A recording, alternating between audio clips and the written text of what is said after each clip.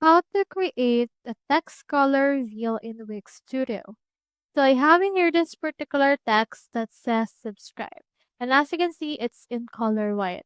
So what we can do is we can click onto these three dots and then make sure to copy or duplicate it.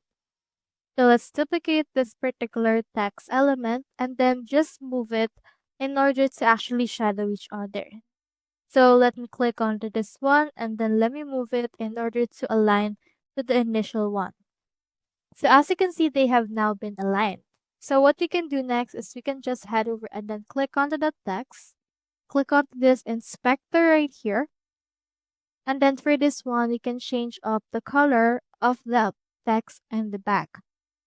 So let's choose in here the styles and change up the color that has been added there.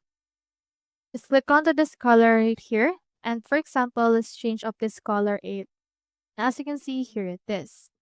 So you can also layer it according to your liking if you would want. Now let's click onto this animation and effects. And then for this one, let's click onto the scroll and click onto this add. Now in here, just scroll down and then just choose the reveal option. Now in here, the actual text or the pink subscribe text will have the animation of reveal.